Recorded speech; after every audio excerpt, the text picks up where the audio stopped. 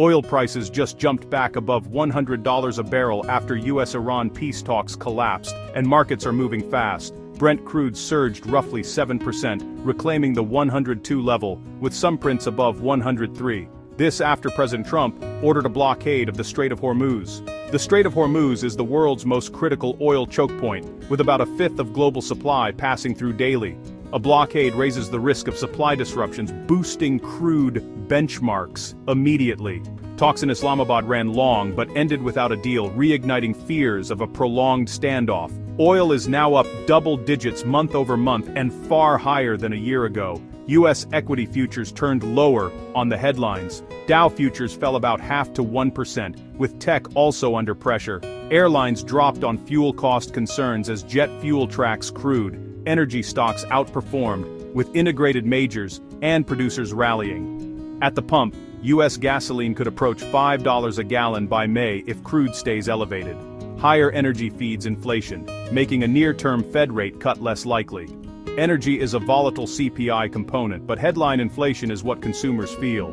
Volatility tends to rise when geopolitics and policy collide. Coming up, 3 key points. 1. The oil shock mechanics. 2. The market spillovers. 3. Investor action steps. We will keep this focused, data-driven, and practical for U.S. investors and households. Let's start with how an Hormuz disruption transmits into prices. When a choke point like Hormuz is threatened, traders price in supply risk immediately, before barrels actually stop. Insurance premia and shipping costs rise, widening spot-to-futures spreads. Brent, the seaborne benchmark, often jumps faster than WTI when maritime risk spikes.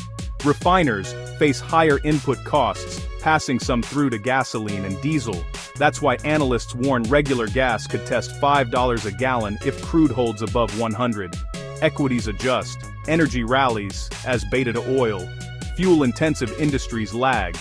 Airlines hedge some fuel, but sustained spikes compress margins. Producers benefit. Higher realized prices expand free cash flow and buyback capacity. For households, energy seeps into transport and goods costs, lifting headline inflation. A stickier inflation path makes the Fed reluctant to cut rates near term. Bond markets may bear steepen if growth holds, but inflation risk rises.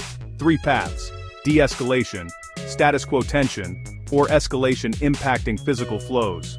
De-escalation could let Brent drift back toward the mid-90s. A tense status quo keeps Brent around 100 to 105. Escalation could push prices materially higher and increase volatility. Watch inventories, tanker traffic, OPEC guidance, and weekly gasoline prices. 3 key points for U.S. investors and everyday Americans. 1. Oil is above 100 on Hormuz risk and failed talks. Expect elevated volatility. 2. Markets are rotating. Energy up, airlines and cyclicals pressured. Fed cut less likely.